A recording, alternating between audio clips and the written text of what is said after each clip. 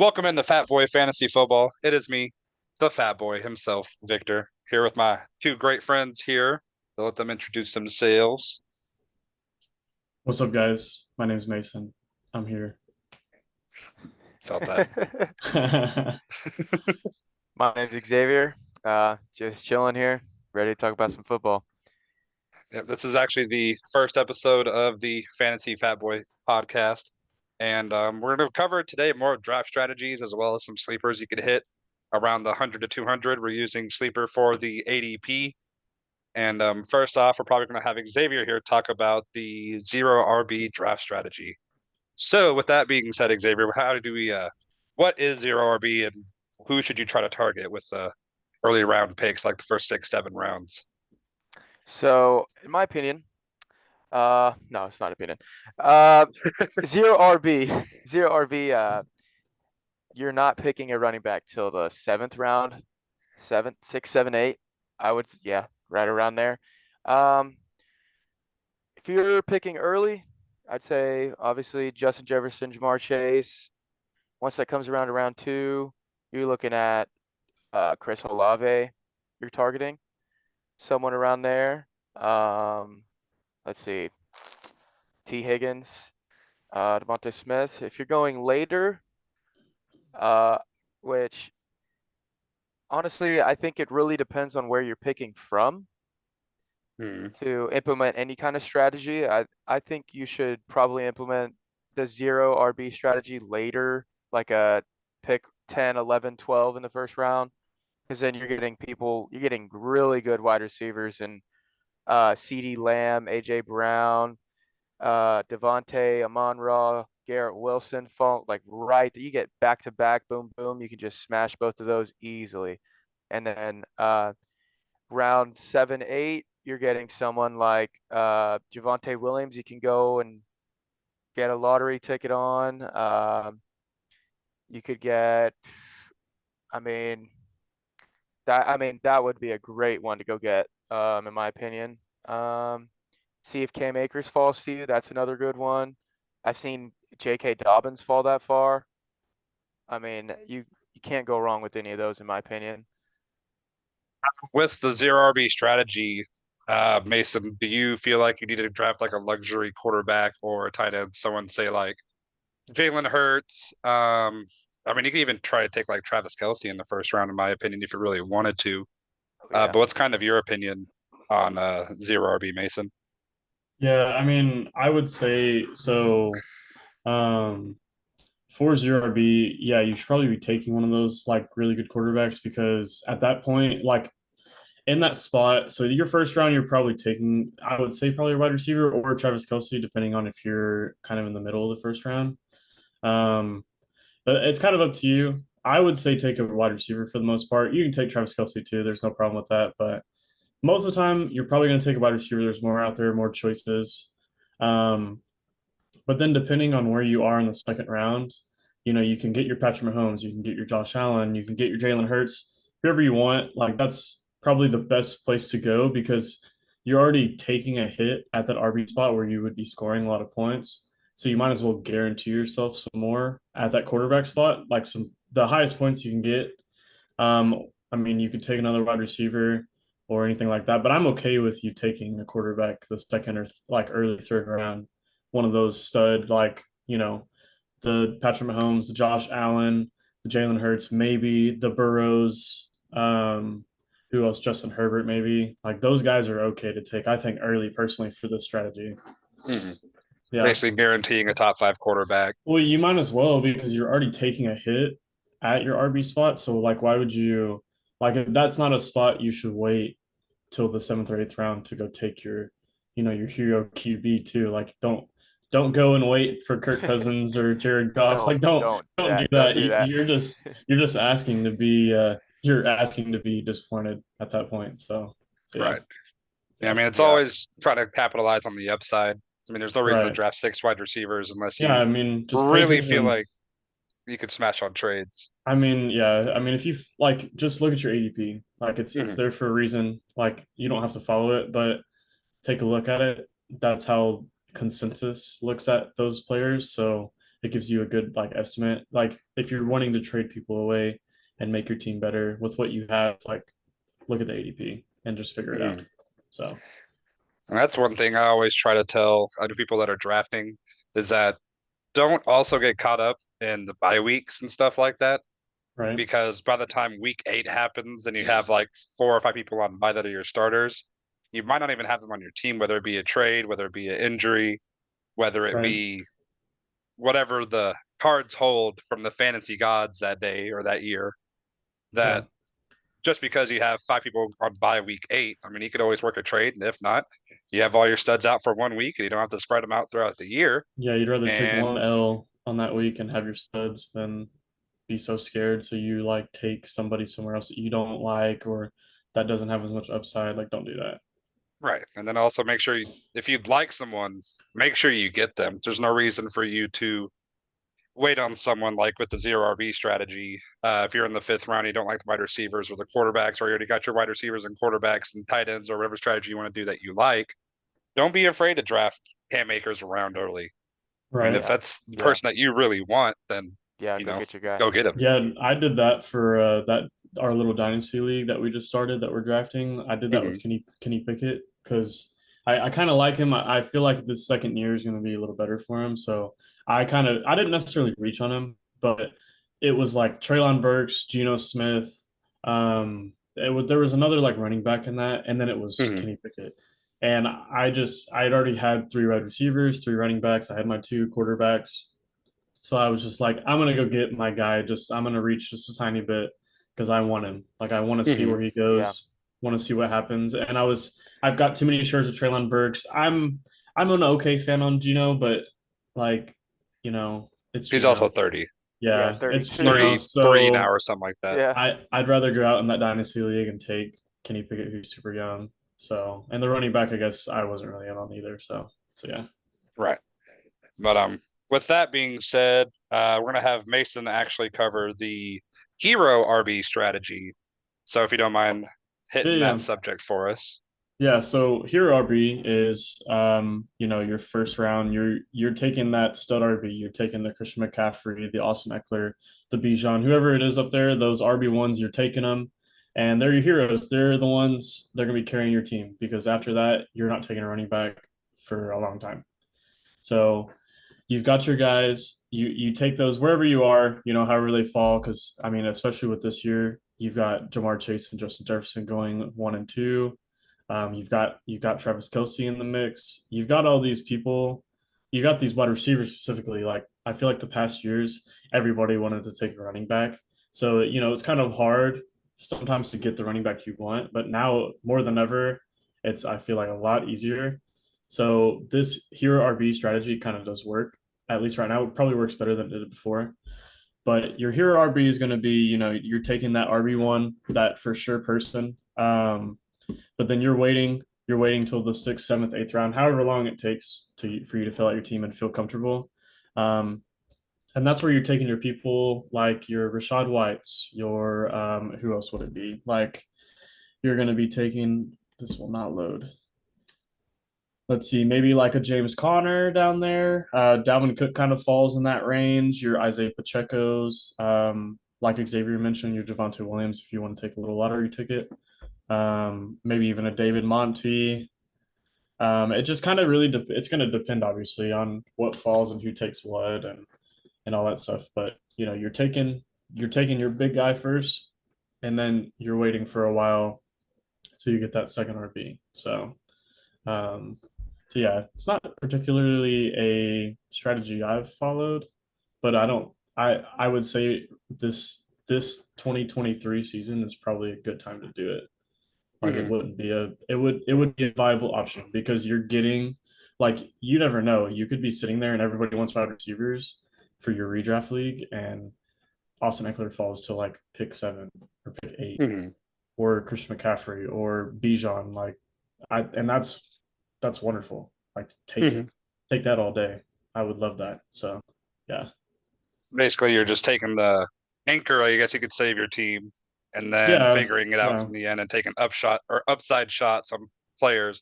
If you could get James Conner, I mean, that's a bell cow running back that people don't I believe, talk about enough that you could get in the later rounds, like 6 or 7.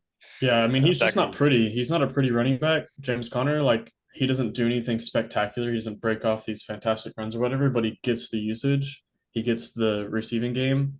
And, like, he scores week to week. He makes his RB2 value known. Like, he doesn't mhm. fail to hit that. His floor is high. So, Yeah, last year he was RB19, and I believe in 2021 he scored like 17 touchdowns or something like that. yeah, I mean, he's Something. just good at the goal line. I mean, with Kyler and with that offense, because, I mean, the Cardinals aren't the best. Mhm. Um, I They're mean, definitely in the Caleb he's Williams sweepstakes. oh yeah, probably. Um, but also like you're gonna have Colt McCoy probably starting this year for Hmm. probably at least 8 games. I do not see Kyler Murray coming back early, especially and obviously especially if they just get smoked and they go 2-6 onto week 8. Like it might be a little rough out there, and they're gonna be playing down. They might just have to dump off to James Conner all the time. Hmm. I mean, Um, also with the backup running back or backup quarterback in, you probably have to lean on the run game a little bit more, so you oh can even see yeah, more usage, given he might not have the touchdown equity that you want, yeah, but he's going to right. get 20, 25 touches a game. And if he stays healthy, that's, 15 points that you could probably rely on out of James Oh Conner. yeah, yeah. I think he's a little viable option to get for that hero RB. Cam Akers. I mean, it seems like we as a group are all in on Cam Akers. I think there's drama there. There was drama there and all that stuff. But like, I don't really see Kyron Williams taking much of that away from him. Mm-hmm. That team needs a thorough rebuild. So I don't see why they wouldn't just have him like Daryl Henderson's not there anymore. Tony Michelle retired. Like there's nobody else back there to take from him. So he again, is one of those guys I think that um, you can target there too. And he's kind of got the same like it may not be necessarily pretty, but he's going to get the usage and it's going to You're not happen. worried It's about going Houston's very own Zach Evans? to no, hell no. Um, no, yeah, I think he's good in that spot. And with Dalvin Cook too, like Dalvin Cook is Dalvin Cook. We know what he is. He's a good runner. He's a good catcher. He can catch that ball.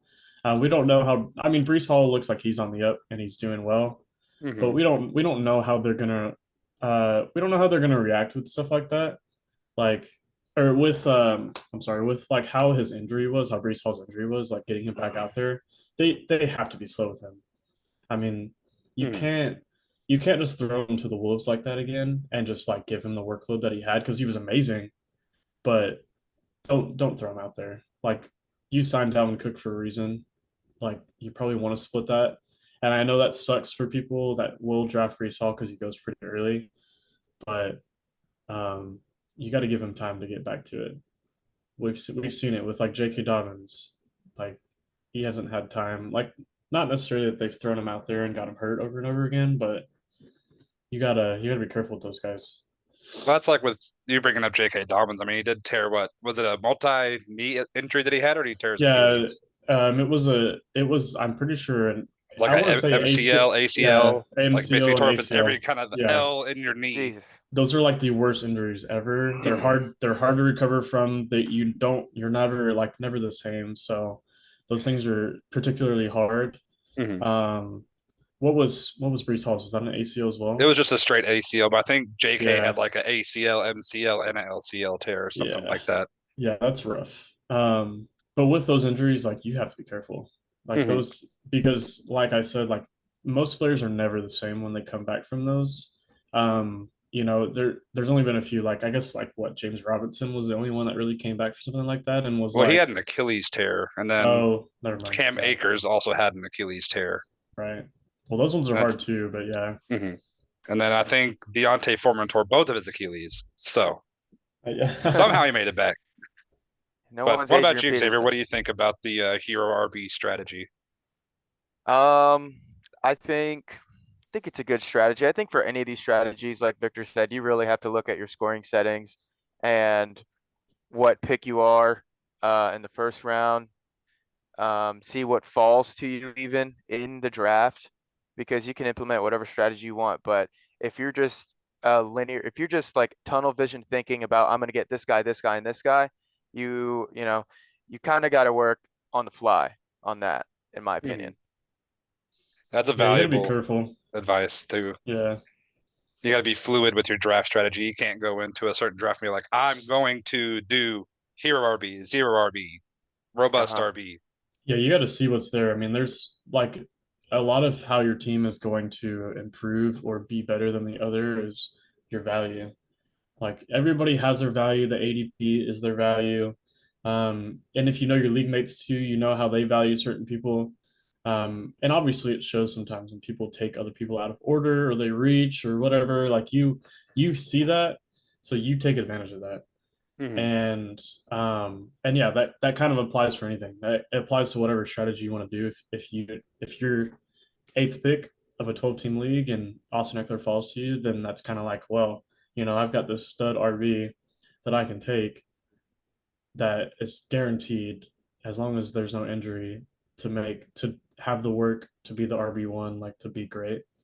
Hmm. But if your draft they're all taking RBs, then it's like, well, maybe then I should do zero RB because I'm getting a CD Lamb or an AJ Brown or someone like that at that like at that eight spot or at the end. So it's kind of just like, yeah, you have to see what you got. Just out of pure curiosity, what's y'all's opinions on Cooper Cup this year?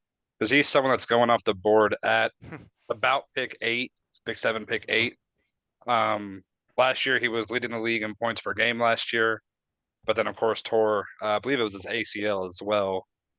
Um, if he would fall to y'all at seven or eight, would y'all go ahead and scoop that up and then go with the either hero or even the zero RB strat there? I mean, I would personally. Um, I mean, Cooper Cup is an amazing player, and I know that everybody's scared of that hamstring soft tissue injury. Um, but for one, I think that the medical staff in LA is like one of the best. I mean, we've seen with Cam Akers, like he came back from the Achilles, and sure, he wasn't necessarily the same, but he was able to produce.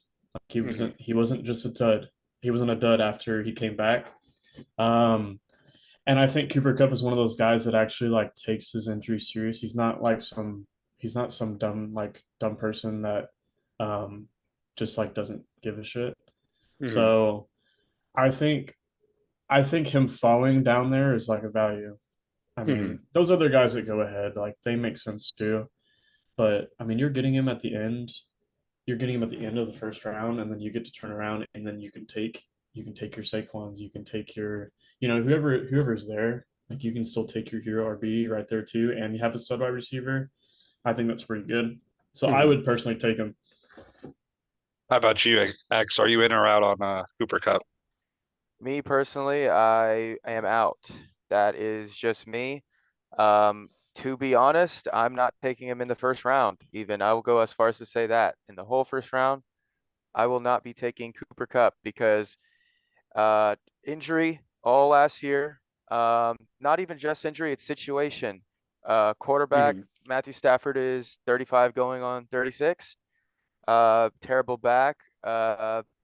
Stetson Bennett, what is he? Is he the for sure backup, second string? He probably is. I'm Yeah, not sure if he's the backup, but I think he's the only other quarterback on the roster potentially. I could look that up for you they though. didn't decide to keep Baker Mayfield, so Yeah, I mean, it's just situation and injury. That's what does it all for me personally. Um, I just, I can't do it. That's just me. I feel it. I get Yeah, It's it. a not lot the of. It makes hamstring. sense. I mean, I can see both sides of the story. It's Yeah, like definitely. even if Stafford has like the Big Ben noodle arm, I guess you can say, uh, he's still going to hit Cooper Cup on a slant. That's basically what he runs is like the ins and outs, and as long as he can make that throw, Cooper Cup will make the rest happen. But I mean, I feel like one little speculation that you can make though, we know that the Rams are kind of in the gutter right now. They won their Super mhm. Bowl, they went all in, and now they have like nothing. They traded away Basically in rebuild. Ramsey. Have Yeah, they nothing. are gonna have to rebuild. So I mean, we don't know if this is gonna happen, but I Mhm. wonder if they're gonna trade Cooper Cup away. Like they can't. He's what 30. They He's Yeah. turned 30, I think, just now. he's not part of their like big long term scheme. Um, I mean, if they are sitting in the shitter at like 1-6, and say, yeah, Matthew Stafford, he just can't do it. Back hurting too much. He just can't throw the ball. He can't be the same. I mean, what prevents them from going out and trading him to some contender that needs a wide receiver Mhm. and them getting some draft equity that they need because they obviously need it. I mean, But yeah. I wonder if that would happen midway through the season because they're losing, and that would be, I think, the best for Cooper Cup's value because obviously, like Yeah. they go into week 8, week 9, and they are just shitting the bed. Like, are they really gonna put Cooper Cup out there anymore? Like, if Yeah. they know they're gonna not get anywhere, and that would suck obviously for anybody that drafts him because then he's probably not usable. You know what I'm saying? Mhm. Yeah.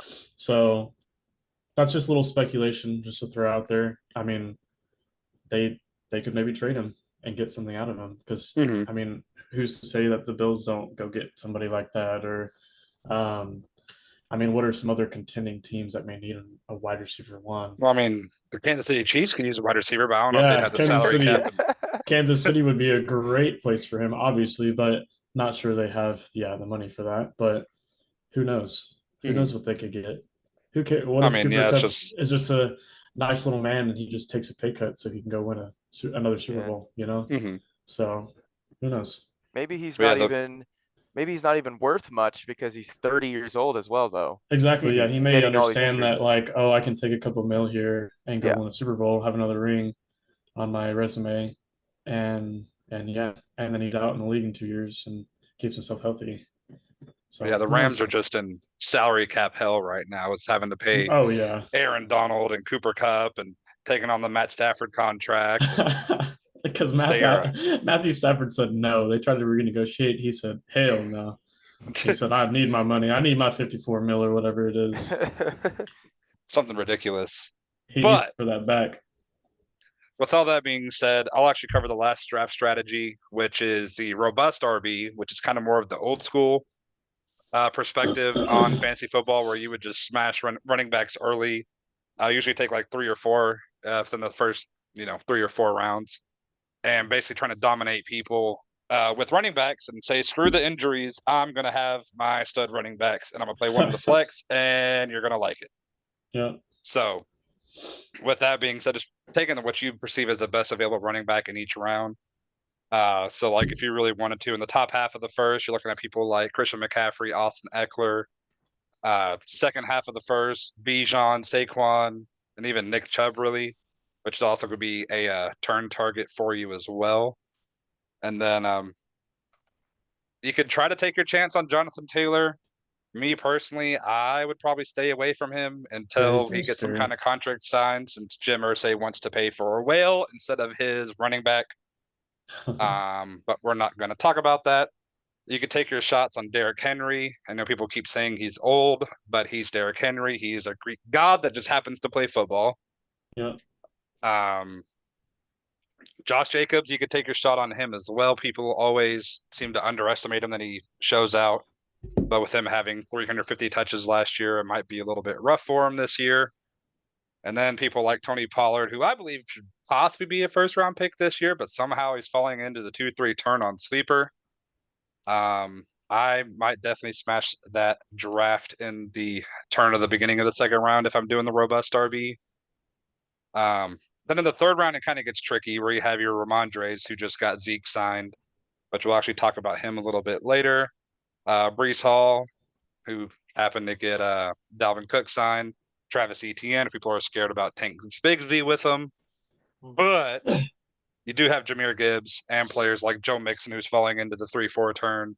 Aaron Jones, Kenneth Walker. It's kind of iffy with how they're going to split it with Zach Charbonnet and be able to go from there. I mean, you can look at Damian Pierce and Miles Sanders as targets for the robust RB strategy. And yeah, just basically going heavy on RB early and then trying to hit those tier jumping wide receivers later. People that I would possibly try to target, Jerry Jeudy. I feel like he's kind of getting drafted towards his floor rather than his ceiling. Last year he was, I think, wide receiver 20, and he's been drafted at 19. If Sean Payton can do anything, hopefully he can coach a quarterback how to throw a ball again, and we don't see Denver as the laughing stock of the league like we did last year, because that was sad, especially being a Broncos fan. But on top of that, I'd probably look at, if you're not wanting to draft a tight end during your robust RB strategy, maybe look at a tight end like Darren Waller, who could be the first target in the Giants offense now since he got traded in the offseason. And yeah, so what do y'all think about the robust RB strategy? I mean, I don't see a problem with that. And I know you were kind of like speaking out on, your third RB and trying to be careful and whatnot. But like if you're getting any of those guys as a RB3, any Miles Sanders, your sorry, my thing just like stopped Brees working. Hall, Ramondre. Yeah, your Brees Halls, your Ramondres, like those are stud RB3s. Like Mhm. I take those guys as RB3s all day. Like I'm not worried Right. about that. Like even with all their situations, like I give Brees Hall as an RB3. Like I'm cool with that. Like Hmm. he's gonna fill that value like he needs to. Hmm. And I don't see a problem with that. It's just obviously injuries. You want to be careful with those. That's Hmm. it's the biggest things with RBs. It's not so big on wide receivers and all those other positions. It's the RBs. They're the ones that Hmm. take the most hits. So you want to be careful with that. But that kind of falls into the whole value thing. You know, seeing what people take, and a lot of people love their wide receivers right now. So if everybody's just taking wide receivers, sometimes it's kind of hard not to take that third RB Right. When when everyone's it's zigging, you should zag. yeah when it's showing itself, showing the opportunity, and you never know. Like you take that third RB and somebody doesn't take an RB in the first, they go zero RB, and then they go the first 4 weeks and lose all four of their games. They may be coming to you for a trade, and you might win some value out of that trade, and you may Hmm. upgrade it to wide receiver position if you need it, or whatever else it may be. So yeah, it's not a bad strategy either. Hmm. Well, yeah, it's just finding what you like. And as we kind of mentioned earlier, getting your guys. If you like, abusing people with wide receivers, do that. If you like abusing people with top tier talent you can even do like a wide receiver, quarterback, tight end, RB strategy in the first 4 rounds, whatever order you want to do that in. You can Mm-hmm. even go with that, but just finding what you like to do, what you want to do, but then also being fluid and making sure you don't get, as Xavier mentioned earlier, tunnel vision and being stuck on drafting one certain person at one certain round. And then Right. if that person's not there, then you're just kind of lost at that point. But X, what's your opinion on the robust RB strategy? I think it's a good strategy. I think like Mason said, if the third running back falls to you, go ahead and take it. I mean, I don't see a problem with it. Let's see. In the fourth round, maybe you're looking at someone like Keenan Allen if someone lets him fall because he's a little older. Amari Cooper, DeAndre Hopkins, Terry McLaurin, DJ Moore, Drake London in the fifth. Some more in the fifth. Judy Watson, Godwin, Brandon Ayuk. I mean, come on, that's a good one right there. Hmm. Christian Kirk even in the seventh. I mean, you get some good wide receiver value falling. I mean, I'm not opposed to it. I mean, Hmm. Jordan Addison right there in the eighth. That's good. Yeah, people, it's kind of hard to explain this in a way, but there's a lot of depth at wide receiver, but then again, there isn't. You'll usually have your normal studs at the top at wide receiver one. I think of the 12 top drafted wide receivers, I think nine of them actually ended up being a wide receiver one. With RB last year, the 12 top drafted running backs, only four of them actually ended up as a RB1. So there's a lot more volatility in the RB position. So that's why people, if they do robust, they're probably just taking shots at the top end running backs and hoping one, if not two of them hit as that top 12 running back, and at least getting hopefully two other RB2s out of it to at least back it up. But with that being said, we'll go ahead and kind of edge into the sleepers as we've kind of talked about the top end of the draft. Now we're going to kind of go towards the late end. So we're talking about pick 100 to 200 players here. And basically, these are people that you should probably target in your later rounds and be able to scoop up and possibly get some late round value. These people that we believe that could jump a tier this year, and if they're rookies, just kind of put their spot on the map as a player that was way undervalued coming out. So with that being said, we'll start off with Xavier again. And who do you want to cover first? I'll cover Zach Charbonnet. Mm-hmm. I think Zach Charbonnet is a really good sleeper right now. What is he going in sleeper ADP? He's going 100 and let's see. Sorry, scrolling down here. 100 and where is he? 108 in the what is that round? Gosh, I That'd can't even be read that. round 8-ish. Or Round actually about round 9. round Actually at the round nine. 9, round 10 turn. See that's great value in my opinion. You're getting the, in my opinion, number one premium handcuff in the whole entire NFL 2023. That is the number one premium handcuff. 6'1", 214. That is that is a workhorse body. You could Mm-hmm. really, if he went to any other team, my goodness. If he went to a running back needy team, if he went to the Bills, what round would he be going in right now? You know? Mm-hmm. Um, but I mean, round two, was he? Yeah, round two. I mean, that's pretty good draft capital. It surprised me that the Seahawks took him right there, but I mean, there's nothing you can do about it. It surprised everybody.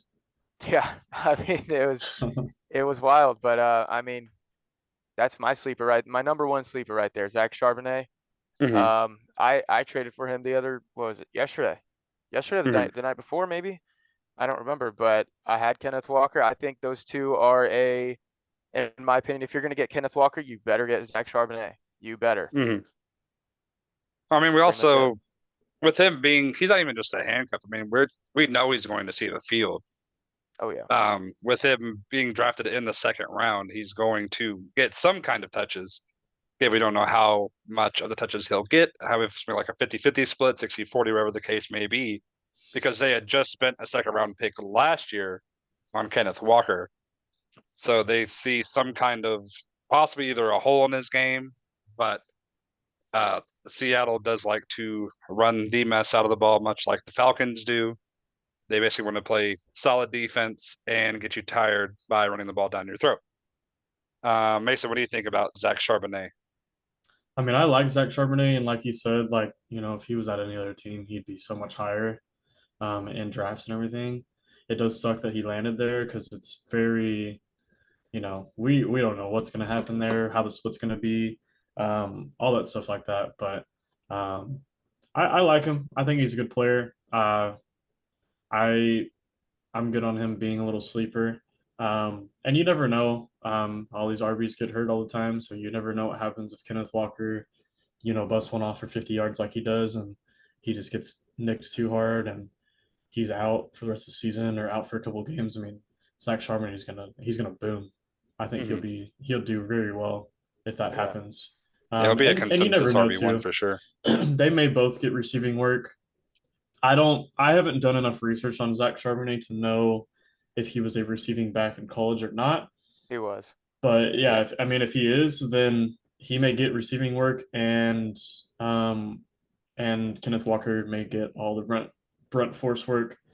And we all know that PPR, that's going to stand out obviously over the yardage, and that it kind of goes both ways. Like Kenneth Walker could have more carries, more touches, and touchdown or goal line work. Sorry, and then Charbonnet has the receiving and maybe a couple touchdowns and whatever it is. Mm-hmm. Um, so we'll just have to see when it happens. But I'm good on Zach Charbonnet being that little sleeper. Mm-hmm. I mean, I think he's a good player. Second round, drafted in the second round, you can't beat that. Mm-hmm. So yeah. Yeah, I like Zach Charbonnet a lot. He was a receiving back at UCLA. I'm not sure exactly how he did compared to the nation in receptions, but I know he was at least in the top, I believe top 25, top 50 at least, which, that's a lot of running backs in the NCAA. But with that being said, who would you want to cover first, Mason? I will go with I'll go Jalen Hyatt. I think Jalen Oh, Hyatt okay. is a good little sleeper. He is 168 in ranking due to the ADP on sleeper. Hmm. Um, we know how not necessarily ugly that wide receiver core is at in the Giants, but um, I mean, I just don't see all those guys. They're kind of just iffy. You know, we're gonna find out who really makes their mark in New York when the season comes around and Daniel Jones finds himself a target. Um, but I mean, at the recording of this podcast, we just saw in their last preseason game, the Giants, we saw Jalen Hyatt get a touchdown in that game. And just kind of watching some of the highlights of him playing on the field and of the touchdown and whatnot, and his kind of like his role and how he broke away from coverage and scored that touchdown. Hmm. I mean, wide open with the speed that he has. Like he's just a super speedy guy, um, which obviously bodes well for most wide receivers. But he was able to get his distance and scored like such an easy touchdown. Um, and I just think that like they need somebody to break out. They kind of need somebody to take that wide receiver one spot. It's a sleeper, you know, it's kind of a dart throw. Um, but I think Jalen Hyatt can do it. And I mean, he's only got fourth round draft capital, so it's not the greatest. But if he can make it count, you know, he had a drop before he had that touchdown. Like it shows at Hmm. least like it kind of shows like he had some determination to turn it around and be like, you know, like damn, I messed up. Let me go do better this time. And I'm just in on him personally. I just really think that he can take advantage of that iffy wide receiver room and he can make his mark. Hmm. Because I mean, look at Amon-Ra St. Brown. He was a fourth rounder, and now he's the wide receiver one in Detroit, and he's getting, you know, he gets 10 targets like it's nothing. Hmm. So I think that he could benefit from that. And we know that Daniel Jones has been working on his accuracy and everything. And um, I think I guess like Jalen Hyatt is kind of like a slot receiver. So I think that he would benefit from a Daniel Jones. I think that they could work together pretty well. And I just don't see like Paris Campbell's probably the other one that has the best chance, but I just don't see Darius Slayton or um, I don't see Isaiah Hodgins really making a mark. They'll do something, but I think Jalen Hyatt will break out. I think he could have some good numbers, some good flex value at least. If Hmm. we can see it happen, if he can find his way on the field and really make his statement. Right. Yeah, the breakaway speed's probably his biggest asset, I guess you can say. He could be a deep target, but Right. even then running like crossing routes, digs, whatever the case may be, um, getting across the middle, but then also being able to turn it upfield. Basically what Mm-hmm. Cooper Cup's been making a living off of his entire life. Yeah, I mean Uh, the route running and the speed it bodes well for them. I mean, I think that you know it is kind of weird because like they all are kind of like slot receivers, so mhm. maybe that can make it a little confusing for defenses to learn how to cover them if they're just throwing them in different spots. They're putting them out wide, and they're putting them at slot, and then they're you Mhm. know they're they're giving him motion to go across and like all that stuff. Like I think that may help, and he may be a good little gadget player for that too. Mhm. So Yeah, with yeah, it also with him going so late, there's no risk at it at all. It's like some people may be worried about Darren Waller and Saquon actually soaking up all the targets, but with you using what that'd be like a 15th you're round pick, yeah you're getting him at the end. He's 168. yeah, You it's may not even draft him. Like I think you do, but you may not even have to draft him. Like you could go on waivers and get him. put him on So your watch list at least and see what yeah, he does the first couple weeks. you may have to wait so long that you may even forget about him, and then you see him or Mhm. you wait and he does great, and then you go waiver wire pick him up. So They put that little star next to him before the draft ends, so you know where to yeah, find him at. right. How about you, X? What do you think of Jalen Hyatt?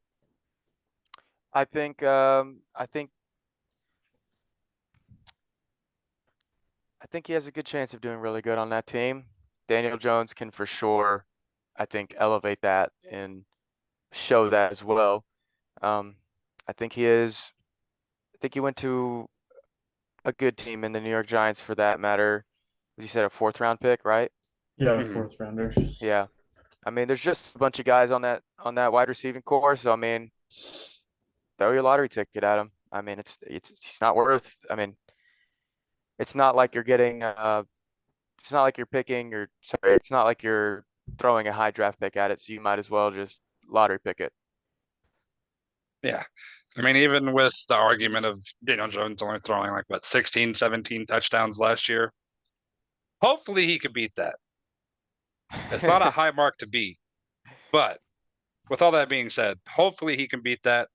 I mean, even if you have him fall into the end zone a couple of times throughout the year, uh, that could possibly help you win your week if you have him in your flex spot, or if it's kind of like a just a stop replacement, for a bye week, I guess you can say, or one person's out for a week due to whatever it may happen, a sprained toe, COVID, if it's still a thing that people get sat out for. Yeah, I mean, Um, like they didn't really have. I mean, they kind of still have the same wide receiver room as they have now mhm, out there before. I mean, maybe they have like Paris Campbell and Jalen Hyatt. Like, they're kind of like a little bit of an upgrade there. So mhm, maybe that helps him reach more touchdowns. That helps him get the ball into the end zone more than him running it in. right. Because we know Daniel Jones is a big runner, and obviously Saquon's there. And I'm sorry, I forget to talk about Darren Waller too. Like he's a big upgrade for them too. So Mhm, um, hopefully some of those touchdowns go to Jalen Hyatt. Darren Waller's going to have his, and Saquon and Daniel Jones are going to run theirs in still. But um, I mean, I just think with the coaching staff there, like I think they know what they're doing. I believe in them. I believe that they're going to do it right. So hopefully Jalen Hyatt benefits from that right. because it's Brian Dable. Yeah, Mhm. Yeah, so I like Brian Dable.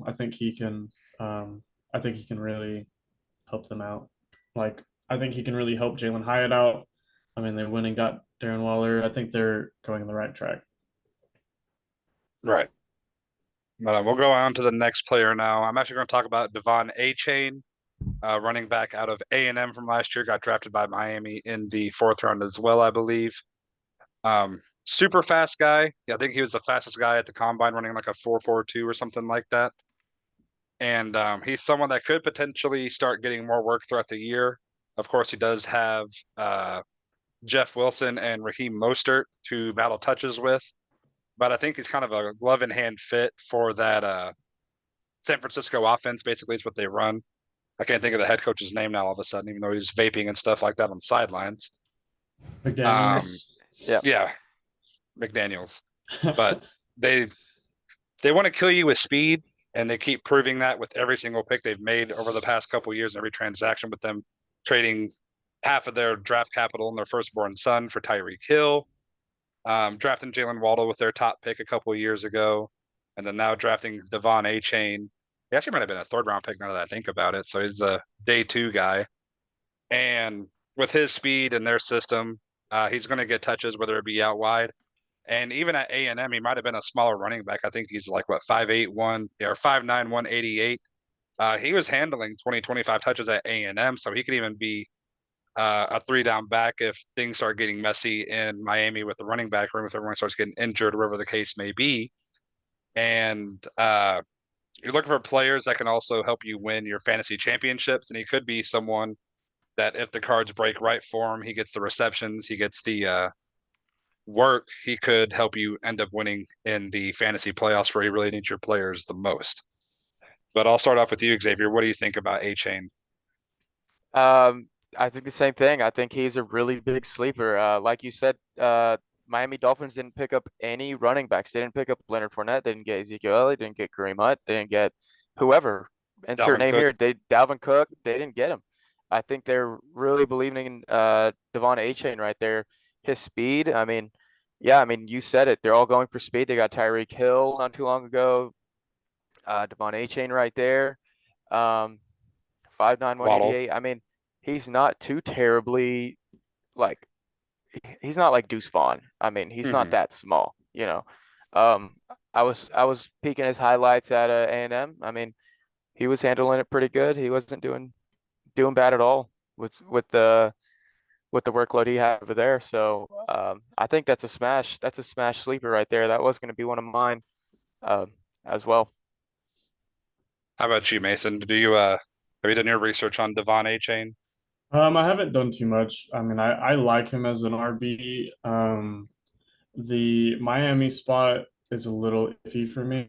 I think he can do well, and obviously he's young, and Mostert and Jeff Wilson are on the older side, especially in that kind of like danger zone for RBs. Hmm. Um, but what scares me is how they use their RBs there. They love like McDaniels loves committees, um, and I just like you won't find me drafting Dolphins running backs. I think he's good as a little like for a dynasty aspect, to have him on your bench and wait it out. And who knows? I mean, Raheem Mostert and I think Joe Wilson Jr. have injury history. They're older. Like, you never know. They could both get injured. I mean, Raheem Mostert, what, 2 years ago, was out for the season with a knee injury after like 1 or 2 games, Hmm. or after the first game of the season. So who knows? That could happen again. And then him and Jeff Wilson could be splitting carries, which would probably get him a little more value. And obviously the same for Joe Wilson. We never know. He may get injured too if he's had injury history. I don't remember exactly, but Yeah. um, I like him as a player. I don't like where he landed, Hmm. but with time, I think he can definitely fill out a role and be what he needs to be. Because yeah, I'm in on him as a player. Feel it. Yeah, with him, he's actually going to pick 116. So that would be somewhere around the 9-10 turn is where you're looking at drafting him. Yeah. So with that being said, who do you want to cover next, Mason? I will go with I'm gonna go with Ezekiel Elliott. We've kind of been all waiting for a little bit to see where he landed. Nobody was giving him anything. And then New England threw him a bone. Hmm. Um, and obviously we don't like that for Ramondre's value, but I think that it will help keep him from getting injured. Because I'm not sure that I love Ramondre, but I'm not sure that he could withstand like a just like workhorse, 20, 25, 30 touch game. I think he did that last year, but it always just scares me. Um, but I think it'll take a little bit of value from Ramondre, but I think Ramondre will still get his in the receiving game because obviously Zeke doesn't he doesn't catch passes. Hmm. He pass blocks. He's big goal line threat between the tackles guy. So, but I personally like him a lot where he goes.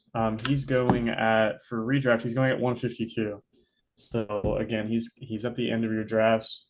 Um, he's kind of like a little flyer for you. But I mean, I just kind of believe in Ezekiel Elliott. He's not been the most efficient person, but I think that he still could get his. I think for a flex. I mean, because you're getting him, you'd probably get him as your RB4, RB5, and I If not think even that's more than like, that. It depends on how hard yeah, you hit running backs. exactly. And I think that he's just like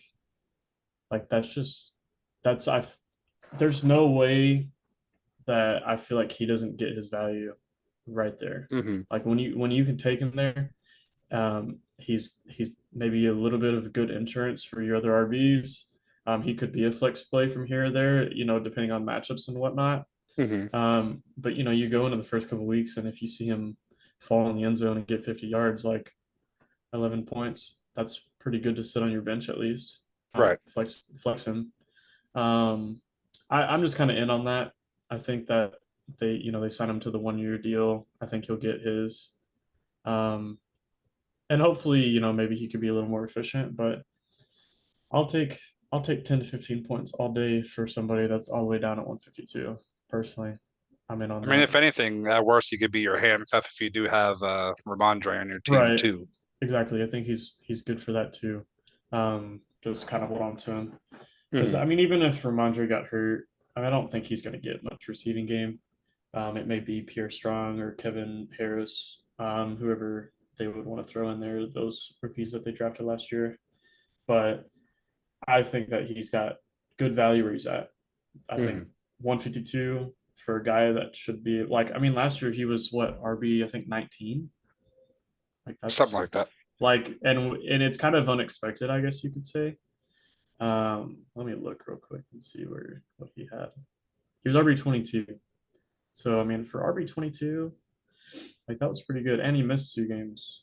So and he had weeks where he was RB9, RB11, RB12, RB15, and there were some down weeks, sure, but um, he may not get the same workload like that, but Hmm. he has the ability just with what he does to land in a good spot. So Um, we'll go ahead and speed up the last few sleepers. We've already been on this uh podcast for a minute. X, who are you going to be covering up, or who are you going to be covering next? I'm gonna be doing Zay Flowers. Um, Alrighty. I think he is a really big sleeper right now. I really think he's the wide receiver one in Baltimore. Hmm. Rashad Bateman can't can't stay healthy. Odell Beckham is 30, what, two? Some 30, 31, yeah, somewhere in 31, that range. 32, something like that, coming off a ACL injury. Zay Flowers, round one, pick 22, went ahead of Jordan Addison. They went and got their guy over there. So Hmm. I think that's a good one in my opinion. Um, Speedy guy. I think they're probably gonna use him slot or uh, deep down the field. Either way, I think it's a smash right there in my opinion. Hmm. Yeah, with them having a new offense now with Todd Monken, who came from Georgia, they'll probably throw the ball a little bit more, a lot less read option. So he could. Lamar was saying he want to throw for 6,000 yards this year. With him never throwing for more than 4,000, I want to see it to believe it. I would like to think that he could possibly get around 4,500 yards, but who says that Zay Flowers couldn't see 1,000 of that? Because of course, you still have Mark Andrews there, and of course, he's option number one in that offense for the most part. But they could have 2,000-yard receivers if Lamar throws for 4,000, 4,500 maybe. How about you, Mason? What do you know on Zay Flowers? Oh, I mean, I love Zay Flowers. Coming out of college, I really liked him. Kind of like before he was drafted to Baltimore. Um, there was a couple landing spots I wanted him to be at. But I wanted him really to go to the Giants. I was really hoping they would get him because I think he would have been like super good in that spot. But I'm good with the Ravens too because they like we said Rashad Bateman. Like I scared I'm scared with Rashad Bateman. Like Hmm. he just yeah I'm good on that. I think Zay Flowers can really show. I really hope that Lamar Jackson stays healthy so that he can have a good QB out there to give him to get the ball in his hands. Um, Obviously the number one target is going to be Mark Andrews. Um, but I really do think that Safe Flowers has a good chance of being a good like being having good value now. Um, as long as he stays healthy and gets out there and gets his targets, I think he'll bode really well. Um, Odell kind of scares me a little bit because I feel like money talks. They paid Hmm. him a lot of money. I know he's got some injury history, so who knows? He could Odell could be out there for 3 games and then tear an ACL again and Yeah. be out for the rest of the season. But I'm still, even if he was behind Odell, even if Odell gets his and gets a bunch and overtakes City, I still think that he has good value. Hmm. What was his spot? What number was he at? ADP And wise, yeah, ADP. um, I could look it up once Xavier has it first. 102. I mean, yeah. So 102, like that's on right on the verge of our little sleeper conversation, but still, like you're still getting him fairly late. Um, and for me personally, like I'm in on taking one of those rookies early. I did it with Hmm. Jamar Chase his first year in, and that obviously worked so well for me in Hmm. that year. So I like taking guys like that. Which granted, like Jamar Chase was definitely, I think, drafted higher than say Flowers was, but Yeah, I think it's like the fifth, if I'm not mistaken. yeah. So um, I don't know. I'm in on Zay Flowers. So I like the pick. Hmm. I think he's good. I would definitely take him. Like I'm obviously Jackson Smith and Jigba and who else? Jordan Addison. Like I like those two guys too.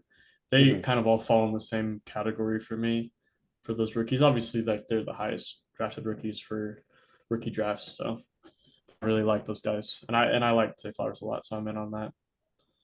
Long story short, don't be afraid to draft a rookie Yeah, don't be afraid. Take your chance. because the next person I'm talking You're gonna about be is okay. a rookie. There you go. Person I'm covering next is Anthony Richardson, going pick 104, quarterback for the Ooh, Colts. hard take. Hey, listen, if you are going with a late quarterback strategy, which I wouldn't recommend it at this today's day and game, since the elite quarterbacks are now scoring so many more points in like the back end QB ones.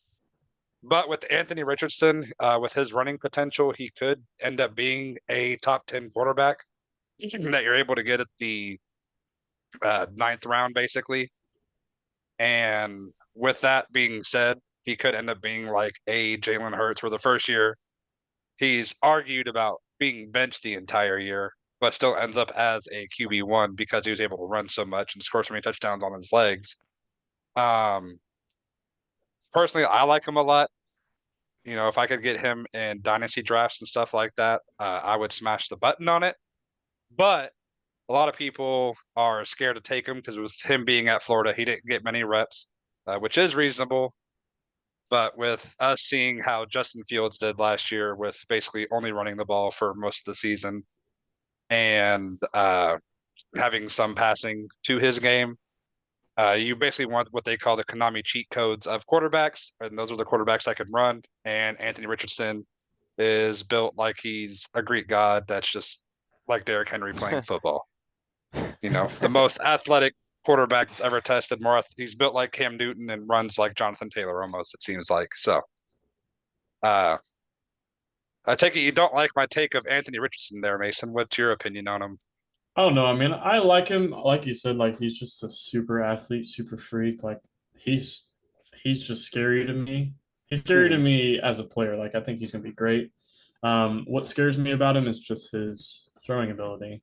I mhm, think he could be a QB1 with his rushing upside because regardless of how much he throws the ball, if he could throw 150, 200 yards, but run the ball in twice or, whatever, gets as long as he gets his mhm, touchdowns one way or another, his value should be there. Um, it just scares me because he comes into the NFL with only like one season in college behind his belt. They were already skeptical about how good of a passer he was in mhm, college. Um, I mean, he looks great. He's a good runner. Um, but I'm a little more skeptical on him. He is one of those guys you're gonna have to take a gamble on if you really want it, and it could work out. I mean, I think it could work out really well.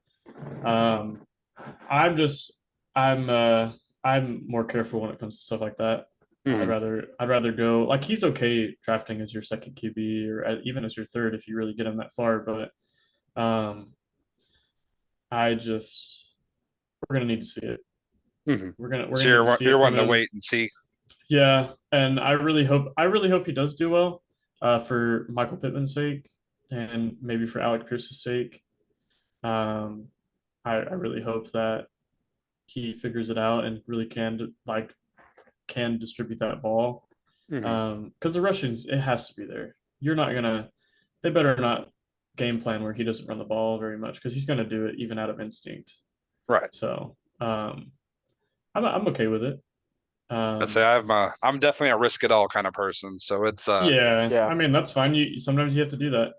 I mean, sometimes these are you the got to risks that you have to see. take in Yeah, order to win fantasy championships. that's true. That's very true. I mean, just think about Justin Fields last year. I mean, the first half of the season, I don't think he was doing good at all. I remember one of our leagues, someone dropped him. Don't want to talk about it. Don't Like, want to talk about yeah, it. yeah, someone dropped him. So, Uh, and then look at what happened at the back end of the season. He was a QB1. So, yeah, I dropped him week 4, then week 5 he scored 45 points. So I yeah, was so like, you yeah, never know. You never know. that He definitely could hurt. come out. He could come out there first couple of weeks and not do very well fantasy wise, and then he just bust out. I mean, Mhm. I can take a look at his schedule while y'all talk about him, but we can see. because you never know. He may have a difficult defense schedule the first couple weeks too, and he really just gets his ass kicked. He's got Jacksonville, Houston, Baltimore, Rams, Tennessee the first 6 weeks. Those are decent matchups. I would say So he could do fairly what he should do fairly well against them. mhm. But obviously he's gonna have to figure it out. He needs some time to figure it out, which is fine. Yeah, the They need hardest time. matchup he's going to have is Baltimore at Yeah, Baltimore too. Baltimore. Yeah, that one will be the hardest. Tennessee's not too bad. Houston, obviously, the dumpster fire. Um, Rams also kind and of the turning into a dumpster Rams. fire. Yeah, they've only Just got got to Aaron avoid Donald. Aaron Donald, and you'll be fine. Yeah. So we'll see. We're gonna find out. Yeah, I'm excited for him. I don't know about y'all, but I like him a lot. Oh, I mean, hey, he works out. Good on you. I mean, I'm not scared of taking him. So Yeah, I would I'd only take him if I were doing like a Tua or Aaron Rodgers. Then I would just double them right back to back. Aaron Rodgers, Anthony Richardson back to back, right there. Um, Ironically, they actually are going back to back in drafts. yeah, So they're yeah, pretty close. Yeah. yeah, that's funny. Like if you're scared of Tua's, I mean injury, concussions, whatever. I'm not really, but Me neither. I would do Anthony Richardson right there, right after him. I mean, do you see how far he throws that football? Have you seen it? He's got an arm. He's got a Oh my cannon. goodness. I mean, it's crazy. Let's just But hope he gets it on target. yeah, let's say yeah, hopefully it doesn't. That's the accuracy is going to be the issue. I feel like it's also going to be trying to extend plays too long and end up throwing a pick by trying to flick it at somebody. Yeah, yeah, I think a lot of the film that I watched on Anthony Richardson before they actually did the IRL draft, a lot of what he did was kind of just like broken plays, and he made something out of nothing. yeah. Mhm. So I hope because this is the NFL, you're going to be going against the best of the best. Miles Garrett ain't going to let you. He's I'd not say going to they're let you not the do same that. speed as they were in Yeah, college. Aaron Donald's not going to let you do that. They're going to close you down, and they're going to keep you from making plays like that, unless Put you're the just clamps. amazing. Yeah, Hmm. I but mean, we could see even with like Justin Fields, he might be one of the best quarterback runners, but he cannot avoid pressure to save his life. I just feel like Justin Fields is a little more evasive. Um, And with his rushing, like he's just so like shifty. I'm not sure Anthony Richardson is as shifty just because he's so big. He's such a big quarterback. Justin Fields has to get to space first because, like, if you look at his Yeah, tape, yeah, that's true. he he walks into pressure sometimes, and that's what That's true. gets him sacked. Like Yeah. with him being that fast and that shifty, he gets sacked a lot somehow. Yeah. But we'll make this last one pretty quick. This last round. So Mason, you have who up next? I have Sky Moore. Sky Moore is my last little guy that I am looking as a sleeper. He goes at 141 at ADP. And again, it's kind of just like, I mean, who the hell is out there in Mhm. Kansas City? I mean, they obviously traded away Tyreek Hill last year.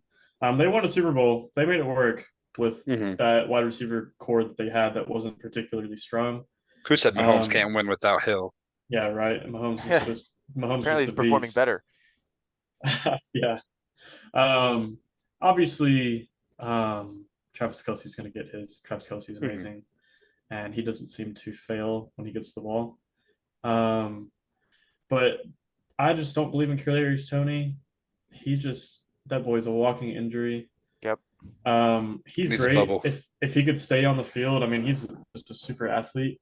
I just am not in on him personally being that guy that comes in and like blows up. He just has to stop having injuries. Skywar's been there for a year. You know, we always talk about year two. They just pick it up. They pick up the slack and they do good. And that's more for quarterbacks, but I think for rookies too. Like once they get to that second year, they're going to really figure out what they need to do. Um, I mean, who else is out there? Who else is in that? I can't even remember who is in that In wide Kansas receiver core. City, Yeah, because Juju's Justin fun. Ross. Justin Ross Uh, is there. then they have another Justin. I forgot Justin Watson. I think he might actually play Yeah, defense. Justin. I think it's yeah, Justin something like that. He played a little bit, but I think that Sky Moore has a good. He has a good chance to be that number one target in the wide receiver core. Like Travis Kelsey's going to be first, but I think he could be second. Hmm. I don't know. Maybe Isaiah Pacheco takes a little bit out of that receiving, but I mean, I just don't see any of these other guys. Like, he's a good little sleeper out there to grab. He's young. He's a little bit on the smaller end. He's 5'10", 195 pounds, I think. So I think he can just be that little shifty guy that plays in the slot or whatever. Mhm. And Patrick Mahomes is obviously amazing. He's going to make it work. He's going to get the ball in his hands. Um, and I think that if they can if they can get in touch, I think he could be really good. He's one of those guys I MVS and think that has Rashee the Rice is who best. I was thinking of. Oh yeah, I forget about Rashi Rice. Um, I think And with then him being there on his second year, he has a little bit of better upside over Rashi Rice. mhm. And MVS is MVS. He gets He's a his. deep threat. That's all he does. He He hits. has yeah, he has deep threat value. He has like best ball value. I don't think Mhm. he can't I don't think he can be week to week like a starter. You're Right. just gonna have to get lucky, put him in there, and he does well. So I think Sky Moore has the best opportunity for sustained flex value. Or more if they just figure it out there, him and Patrick Mahomes are on the same page. So Mhm. yeah, that's my guy. Nice. Yeah, Who do you got up next? X. I've got Elijah Moore, uh, coming from the Jets. He was not too happy with the coaching staff over there. He had a good rookie year, really good rookie year. Terrible second year, cratered his value. He had a good prospect profile coming out of Ole Miss. So, I mean, good slot receiver guy, 5'10". This will be his third year. So, I mean, if you if you're looking at the articles coming out right now out of training camp, that were coming out of training camp earlier on, and like maybe a month ago, they're all raving about Elijah Moore, all saying Deshaun Watson, good connection to Elijah Moore. Elijah Moore doing good, standing out. I mean, who's to say? I mean, even for 1, 2, 3 games, Amari Cooper doesn't, injure a hamstring again. I mean, Mhm. Amari Cooper has always had that hamstring, even back to his, Raider days. I mean, Cowboy days. I mean, I remember games. I mean, I'm a Cowboys fan, but I remember days where you're like, dang, Amari Cooper's out again, hamstring halfway through the game, always massaging that hamstring. I mean, who's to say Elijah Moore, uh, won't be great? I mean, I think he'll be a great value, especially where's he going? 112. I mean, I yeah, think I that's a think great, he's great yeah. value right there. Great value. Oh yeah. Well, it's like a lot of people are saying that Amari Cooper's kind of been a fake alpha, and uh, whenever you have no one else besides Amari Cooper in your offense, you kind of have to be the alpha at that point. But even with Elijah Moore, he was able to produce with Zach Wilson, Yep. Mike White, Joe Flacco, Oh yeah. Oh yeah. a bunch of people that we don't see as top end quarterbacks, at least for the time. I mean, Joe Flacco had his 1 year where he beat the Broncos in double overtime, but we're not going to talk about that either. But with that, Elijah Moore could have a breakout season where he could end up being the wide receiver one, especially with him still being young. Kind of piggybacking off of Mason's point, a lot of wide receivers break out in year 2, year 3. If they don't break out after year 3, it's kind of hard for most wide receivers to break out at that point. Right. That's kind of just where they're solidified at wherever they've been, whether it be wide receiver 2, wide receiver 3. Like on the case of Terry McLaurin, we always say that he needs a better quarterback, but maybe he just ends up being a lifetime wide receiver too. I mean, I think him being at the Browns is a good change. Obviously, he just had drama and Mm-hmm. the Jets little little shindig.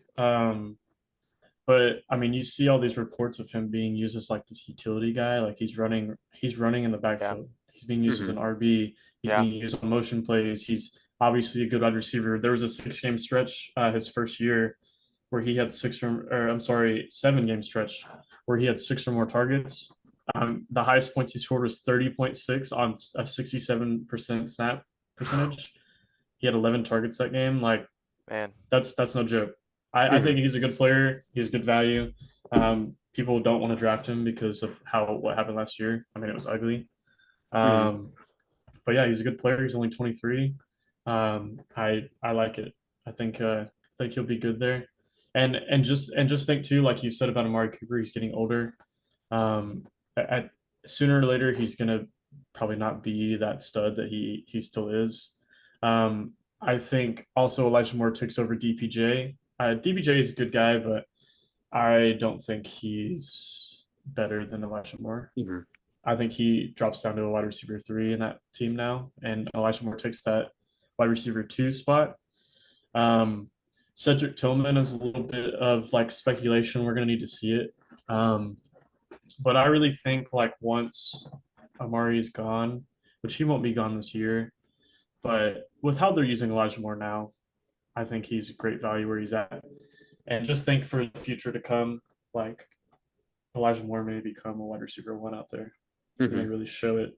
So He could take over like I being like the it. Debo role. Right. I think yeah, we saw how Debo his points were when he got to use, he was in the backfield and a receiver, which Mhm. granted that was because of injuries and specific, um, Circumstance. yeah, specific circumstances. But I mean, Deshaun Watson figures it out. Nick Chubb's obviously amazing. Like you have, and then Elijah Moore fills in too to run some of that ball. Like that's dangerous. Mhm. Deshaun Watson's a good runner. Nick Chubb is amazing. He's probably one of the best runners in the league, if not the If not the best. best, yeah. And Jinx. yeah, nice. And Elijah Moore can just fill in and play that spot. So yeah, I like it.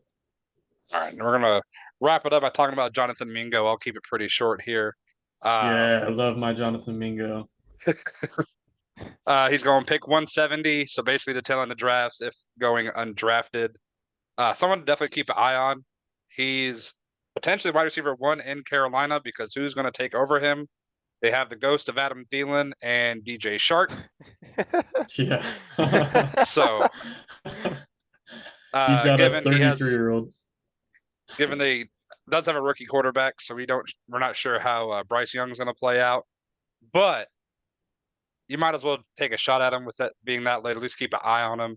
So it could end up being where he turns into. A lot of people were comping him to like AJ Brown because he's also one of those Ole Miss wide receivers. They just seem to be really gritty and they just like to run over people. And I believe he's pretty big too. He's 6'2", 220. Yeah. So he's definitely going to dwarf some of the cornerbacks when we're playing up against him. And just someone to keep an eye out on, in my opinion. Dynasty wise, I'd take a shot on him personally. I think he's a second round pick in most dynasty drafts for rookies. Uh, but Mingo could be a I guess he'd probably be in like a wide receiver 3 this year potentially, fantasy wise, if he does get the targets. But what's y'all's opinion on Mingo? I love Jonathan Mingo. I love that man. And I want you guys to go watch this last preseason game. He caught a ball and a DB ran at him full speed and he took it like it was nothing. Like he didn't move. He like planted his feet and the guy just like fell to the ground. And then he ran for like another 6 or 7 yards. And that was his only catch of the game for 15 yards. But he like the dude literally like stopped in his place. Like Just this, we're bounced. we're talking like a stone barrier on a highway and a car going against it. Like he just stopped. So I'm in on him. He's a big dude, 6'4". We love it. Yeah, Adam Thielen, 33. That boy's gonna be gone soon. DJ Chark, I don't feel like has really ever made his statement, so I don't see him taking over. He's really gonna have to show it if he wants to overtake Jonathan Mingo. Um, and I'm not scared of Terrence Marshall or Laviska Shenault. I mean, No. I'm not scared of them. So I'm super in on Jonathan Mingo for redraft for dynasty, everything. Give me Jonathan Mingo right now, So I will please. take him for Yeah, everything. I did not. I like someone wanted to take him away from me in a dynasty league, and I said hell no. Like I ain't giving you him. That's my Like I'm baby. sorry. Yeah, that's my baby. Yeah, What I about love you, it. X? What you know about him? Um, I'm not as high on him as you guys are. Um, it's just he didn't early declare. He was in he was in college for 4 years. Let's see. What else? He was I a mean, a Stetson third Bennett round? was in college for like 8 years, so we're not going to talk about that. Oh yeah. I don't even. Yeah.